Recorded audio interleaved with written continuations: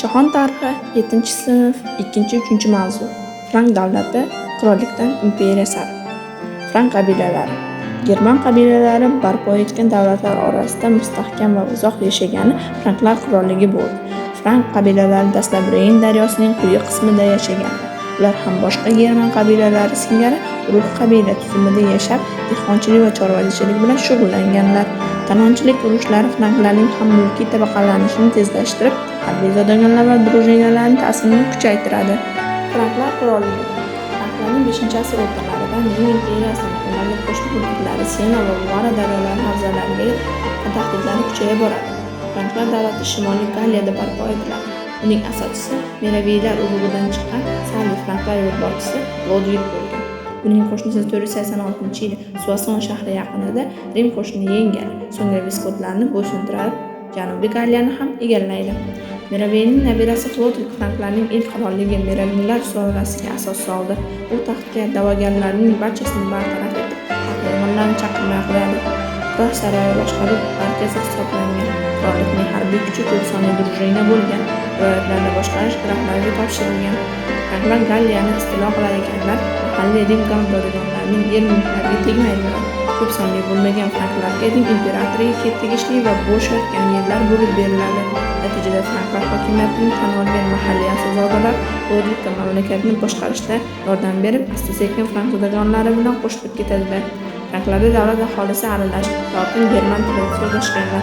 U keyinchalik fransuz tilining asosiga aylanadi. Yozish uchun faqat lotin tili qo'llangan. Tarixiy mushohada. Lodvigning buyrug'iga ko'ra Salli Franklarning eski odat qonunlari to'planib, lotin tilida Salli haqiqati bitiladi. Uni keltirishicha, yer mulk faqat erkaklar tomonidan meros sifatida avloddan avlodga o'tgan. Jinoyatlarning turiga qarab turli xil jarima va jazo choralari qo'llangan. Qonunlarda ijtimoiy tengsizlik o'z aksini topgan bo'lib, zodagonlar, erkin franklar, haram kishilar yoki qullar sodir etgan jinoyatlar uchun turlicha jarimalarga tortilganlar. Xristianlikning qabul qilinishi. Franklarning majusiylik dinlari bilan Galliyada hukmronlik qilishlariga deyarli yordam bermagan. Aholi orasida yuqori nufuz va ta'siriga ega bo'lgan xristian cherkovining Frank yetakchilariga katta yordam berishi mumkinligini anglashgan. Cherkovning har qanday hokimiyat Xudodan degan aqidasi ham qirolga ma'qul kelgan. Lodvig yangi dinni qabul qilish orqali davlat boshqaruvida Rim aholini birlashtirish mumkinligini tushungan.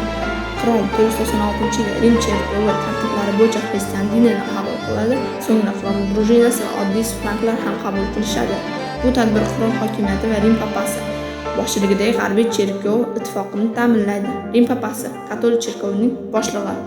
Lodvig xristianlik diniy ta'limotini tushunib qabul qilgan va namunali dindor bo'lish deyish mumkin, lekin amalga oshirilgan ushbu tadbir kelajakka xizmat qilishga mo'ljallangan edi. Shu paytdan Franklar va Rim gallari sekin-asta bir-birlari bilan yaqinlashib, yagona xalqqa aylana boradi. Xristianlik bilan tanishuvlar Franklarga Rim madaniyatining turli sohalarini, turmush tarzini o'zlashtirish imkonini beradi. Lodvigning mamlakat hududlari o'g'illariga taqsimlanib berishi keyinchalik davlatning parchalanib ketishiga sabab bo'ladi. Franklar tuzgan davlat dastlab uni boshqargan sulolalar nomi bilan atalgan. 10-asrda poytaxt Parij atrofidagi viloyat Ile-de-France nomidan kelib chiqib, Fransiya deb atala boshlagan. O'tmishda yurtimizda uni Frankiston, aholisini esa faranglar deyishgan.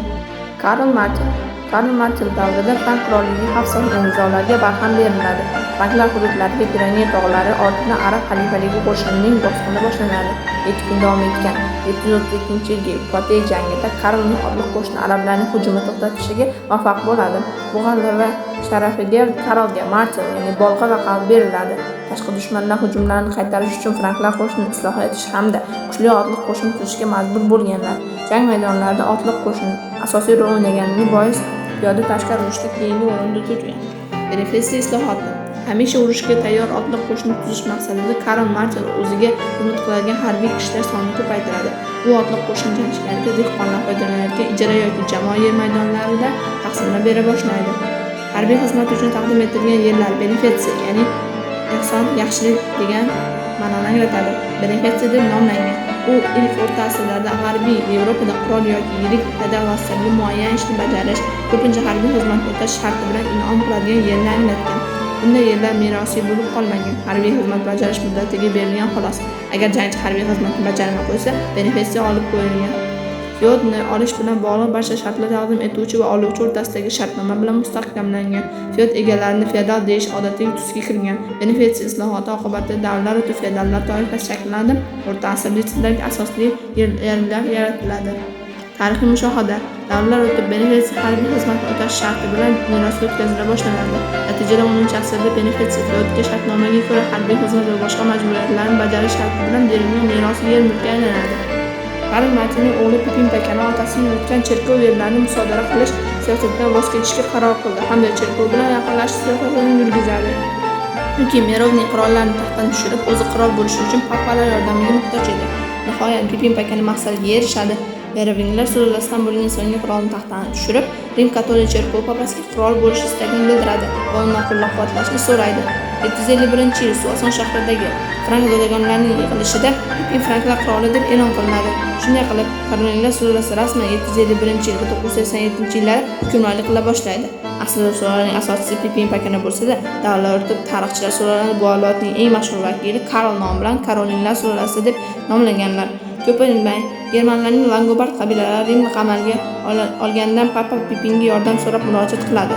Pipin Italiyaga yurish boshlab, Langobardlar qirolni avval bosib olgan shaharlarni va markaziy Italiyani papaga berishga majbur etadi. Ushbu hududda 756-yil papaning dunyoviy davlati, ya'ni hozirgi Vatikan yuzaga keladi.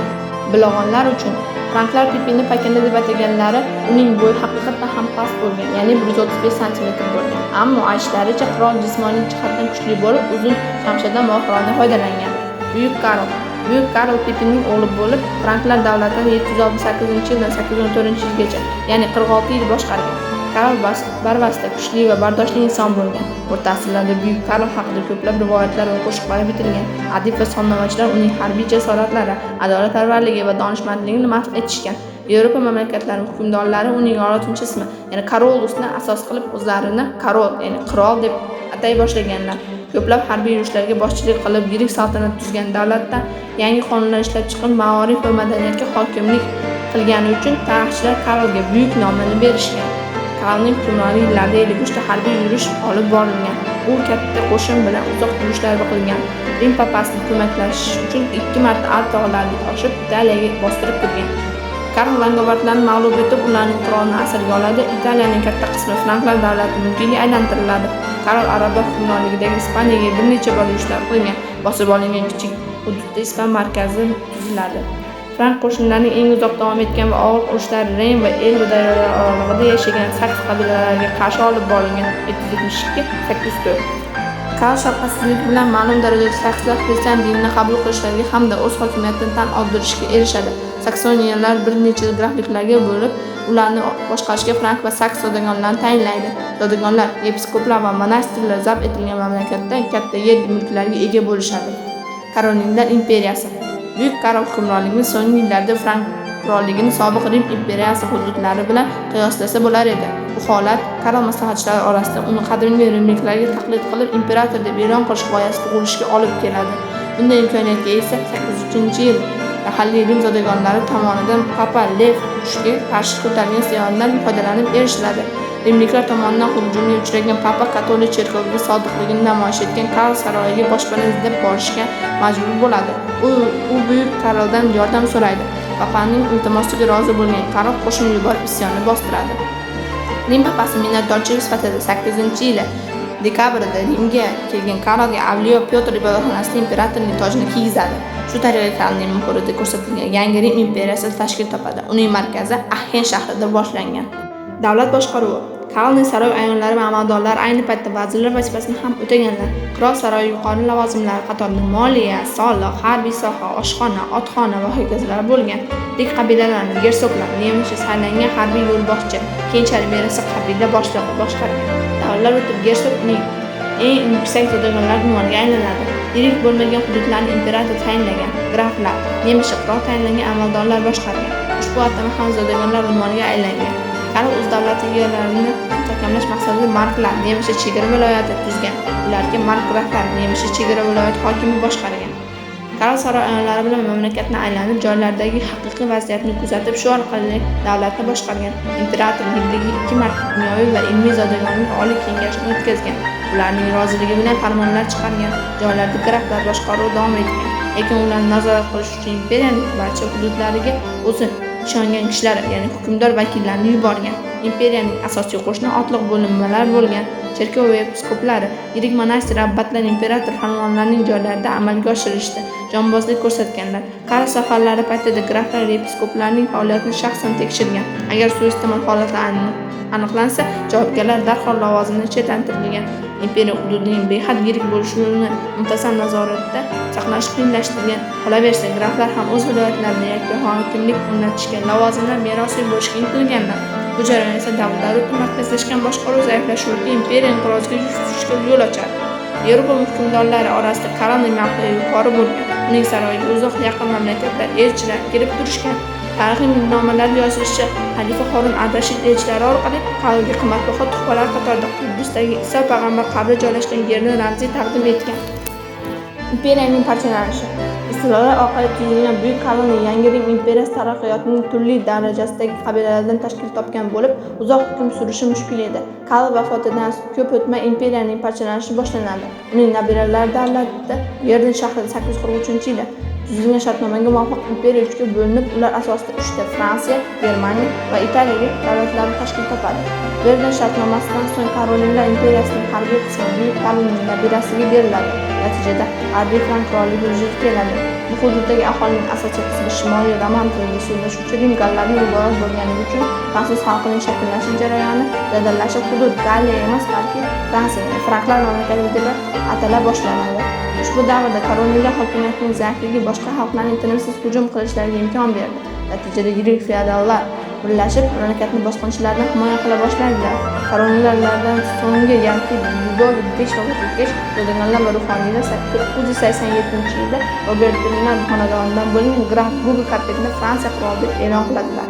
Shu tariqa Fransiyada Kapetinlar sulolasi asos solinadi. Ammo Kapetinlarning hokimiyati dastlab kuchli bo'lmasdan qirollik 9-10 asrlardayoq bir qator mustaqil mulklar Normandiya, Akvitaniya, Burgundiya gersogliklari, Tuluza, Shampan, Flandriya grafliklariga bo'linib ketadi.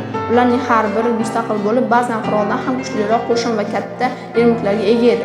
Qirol o'z domeni, ya'ni yer mulki, Parij va Orlean shaharlarini o'z ichiga olgan Ile-de-France gersogliklarida hukmronlik qiladi. Fransiyada 10-11 asrlarda qishloq xo'jaligi, hunarmandchiligi va savdo rivojlana boshlaydi. Mehnat taqsimotining o'sib borishi tufayli viloyatlarning o'z holicha yashashi tugaydi. Savdo-sotiq ularni bir-biriga bog'lab qo'yadi. Viloyatlar o'rtasidagi iqtisodiy aloqalarni rivojlantirish ehtiyojlari feodal targ'ibotni tugatishni taqozo eta boshlaydi. Cherkov va feodallarning o'zboshimchaliklaridan jabr ko'rgan shahar aholisining qo'llab-quvvatlashi natijasida qirolning qudrati ortib boradi. Bu kishilarga tayangan Kapetinlar 12-asr boshlarida o'z domenlaridan tartib o'rnatib mulklarni ko'paytiradilar va asta-sekin Fransiyani birlashtira boshlaydilar. Qirol Ludovik VI qirollik yerida turgan baron qal'alarini o'ziga bo'ysuntirishga muvaffaq bo'ladi. Uning o'g'li Ludovik VII 1108-1137-yil esa Akvitaniya gersogligini merosxo'ri Eleanorga uylanishi orqali o'z domenini yanada kengaytiradi. 13-asr boshlariga kelib Fransiyaning deyarli butun hududida Filip II'ning hukmronligidan turib qirol hokimiyati ancha mustahkamlanadi.